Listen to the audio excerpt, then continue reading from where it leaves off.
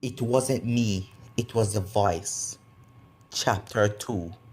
This is basically a what if where the demon fox is inside Naruto, and Naruto was blamed for the murder of his parents. He was blamed for the murder of his parents, and the demon fox had some plans to create chaos and something with Hinata with Demon's baby. But if you want to see part chapter 3 of this, get this to over 50 like and over 30 comments for chapter 3. But for now, let's get straight into it. Start the intro. Remember the moment you left me alone and broke every promise you ever made. I was an ocean, lost in the open. Nothing can take the pain away. So you can throw me to the wall. Tomorrow I will come back, leader of the whole pack. Paint me black and blue. Everyone will shake me, every scar will build my throne.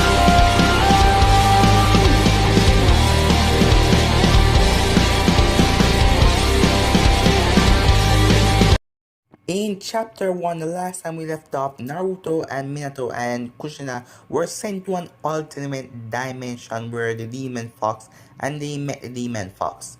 You guys can check it out in the playlist. I create a playlist, so to switch across to the playlist, yeah, it's called It Wasn't Me, It Was a Voice. Switch across to the playlist to watch chapter 1. Last time we left off, Minato blinked away his tears, turning to look at Demon. The Kyuubi sneers, knowing full well that Minato was going to go against his wife's wishes. If you think I will let you cage me again as soon as I have my freedom, you are sadly mistaken, mortal.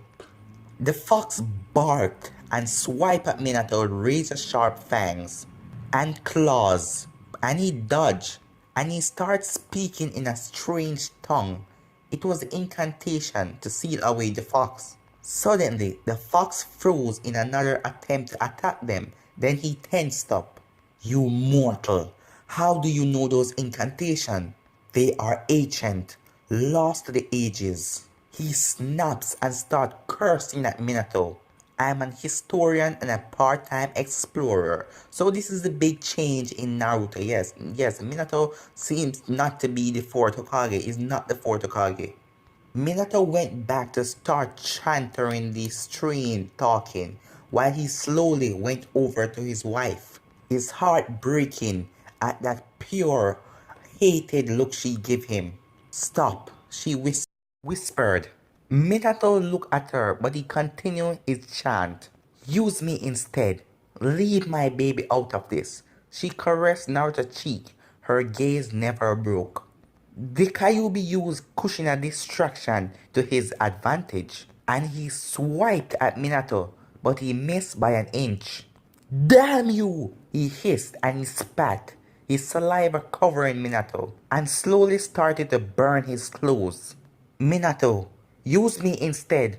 Kushina laid Naruto on the ground, and she stood in front of him. Stop using my baby.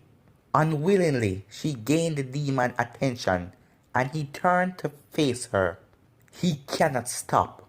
Once he started, woman, he growled, his eyes glaring at Minato. Minato is still chanting. Naruto is lying helplessly on the ground.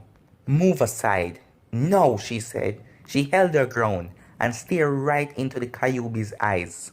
Move, woman, he hissed at her. He slowly walks up to her, his tail flicking, slowly distracting Minato.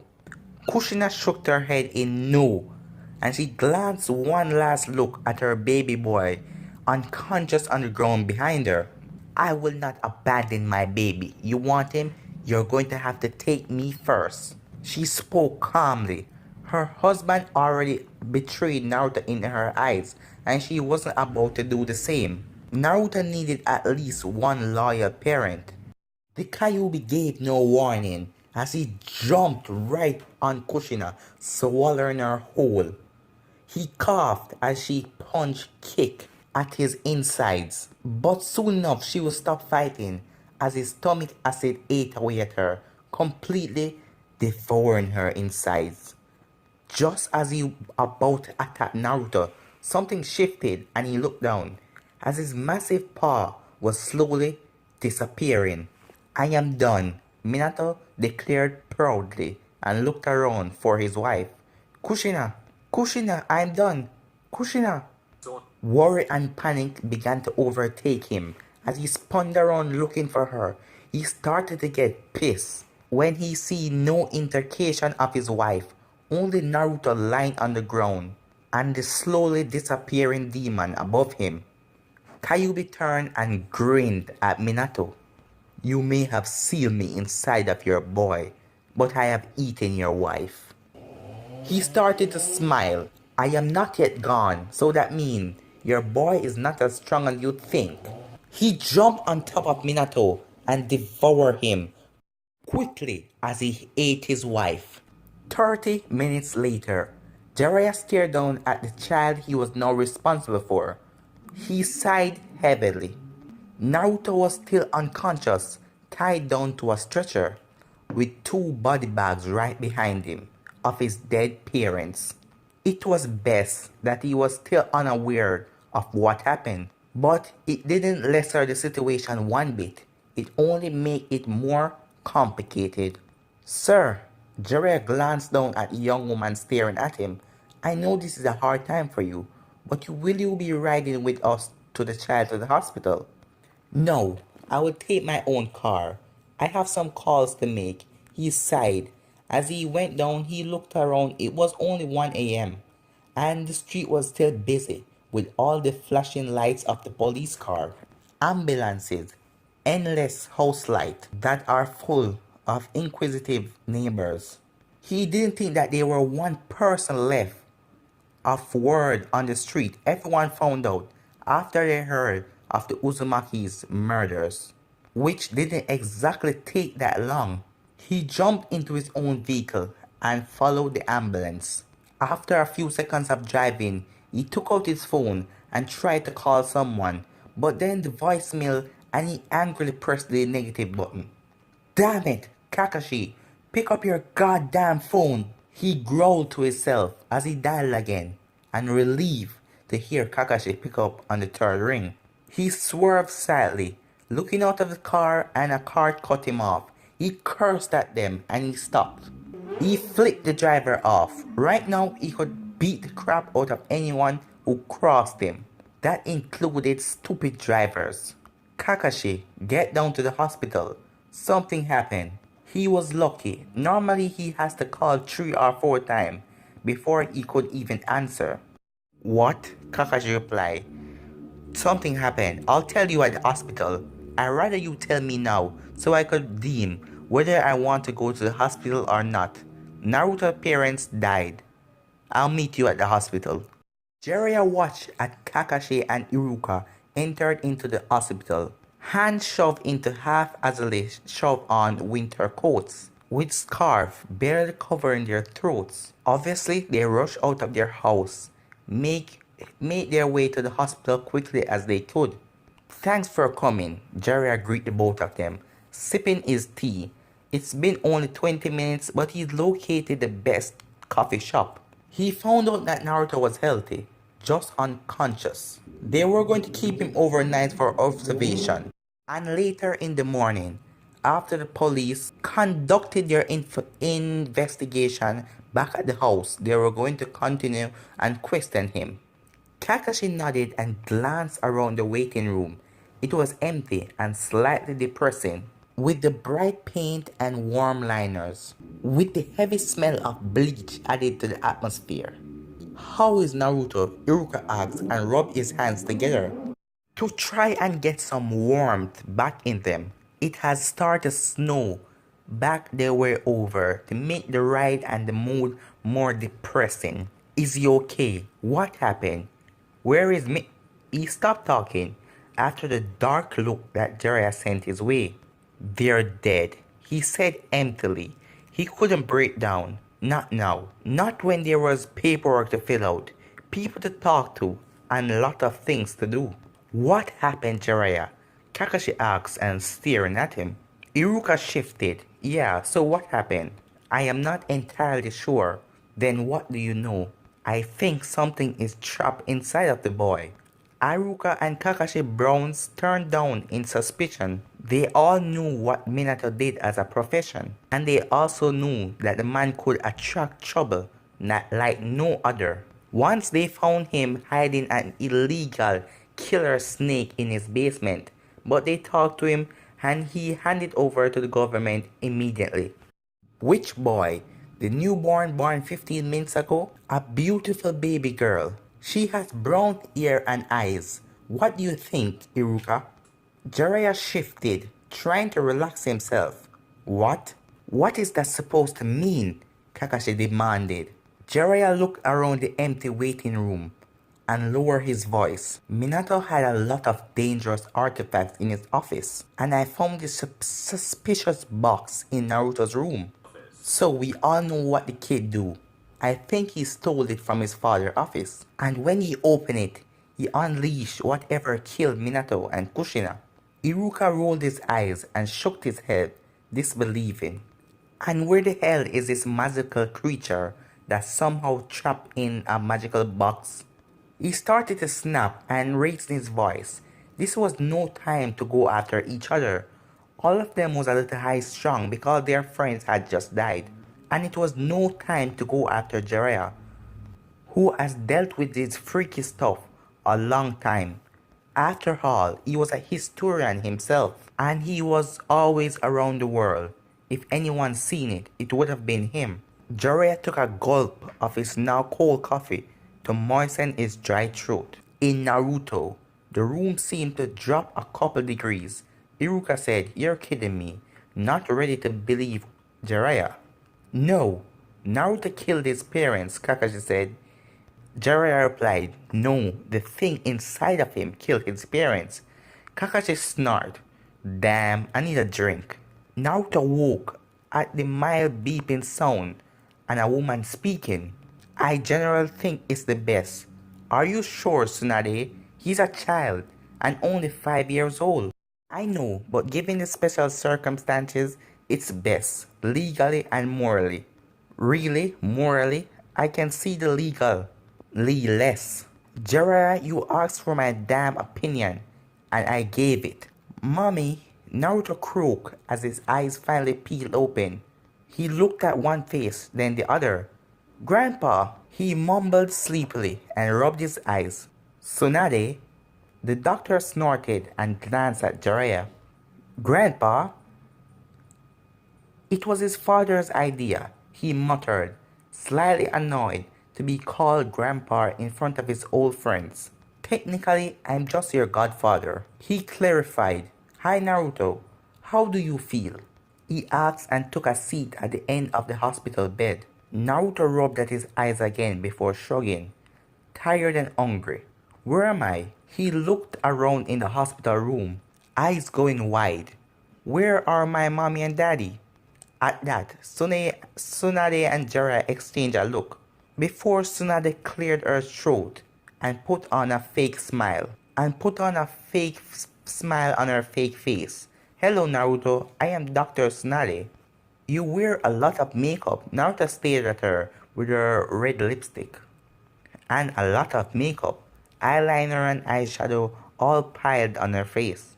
Tsunade's smile twitched, but all she did was nodded and grinned her teeth. "Naruto, honey, how do you feel? Are you in any pain?" He shook his head, no, his attention already focusing on the window and the blue sky. "Where am I?" "In the hospital." "Now, do you remember anything?" "No. Where's my mommy and daddy?" He persisted and started twitching his arms. It was then that Jiraiya steadied Naruto before looking into the eyes. He stared into Naruto's eyes. "Naruto, I am sorry to be the one to tell you this, but your parents are dead." "What?" "I know this is hard for you, but I love you, Naruto. Remember that." And then Jiraiya left.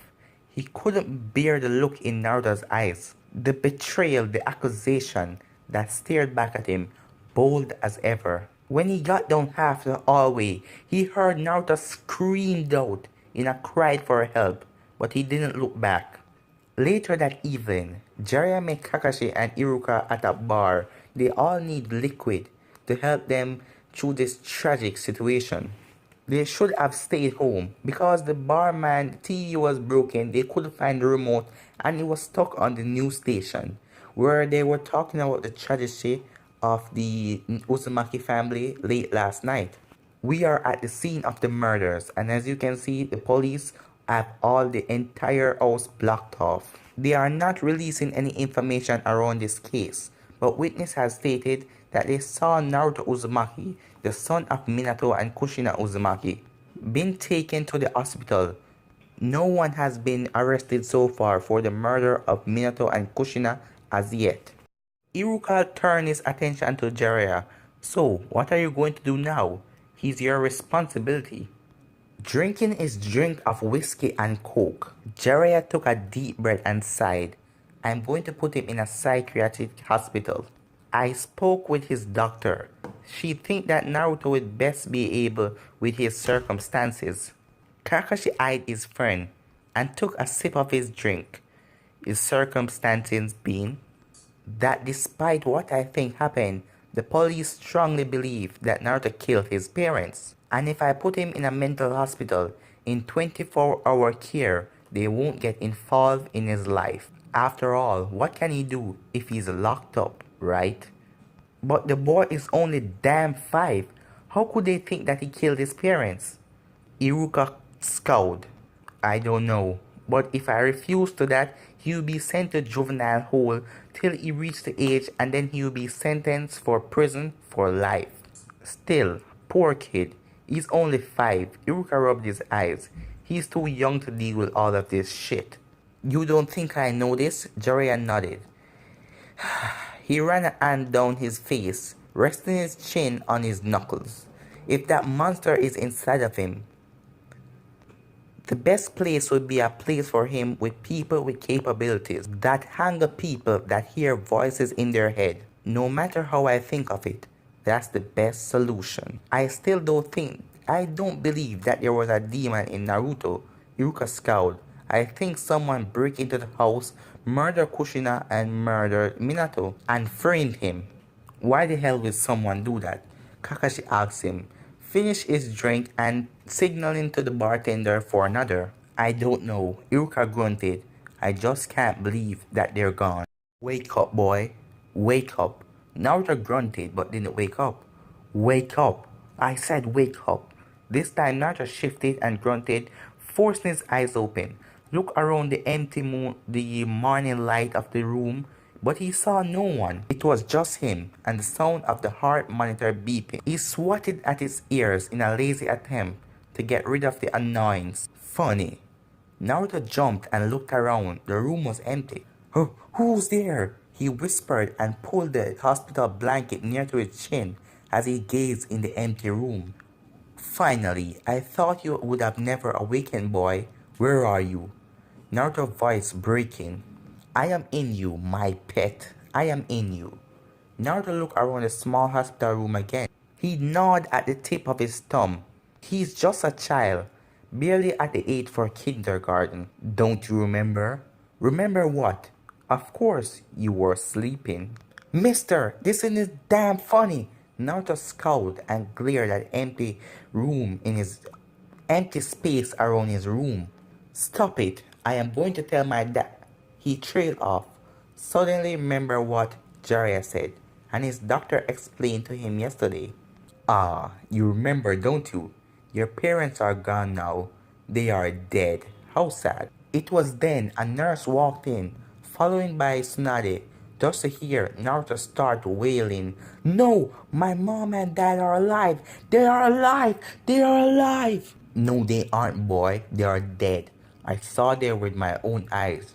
They are dead. You will never see them again. Naruto stared down at his white sheet in front of him.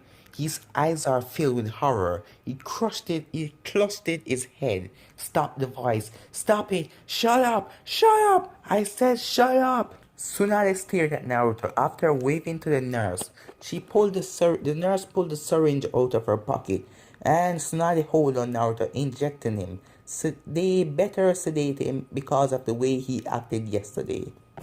After all, it took 3 nurses nurse to sedate the small boy, and two of them got injured in the accident. The accident of just sedating a 5-year-old. She didn't think it would be best to keep him up, so just sedate him and you will be transferred to the care of Orochimaru, the doctor of Kadu Medical Hospital. This is the end, guys. This is the end of this chapter. If you want to see chapter 3 of this, you know what to do. Get it past the like goal and the subscribe goal and the comment goals. I forget, guys. Tell me down below in the comments if you like this story and tell me what you think of it.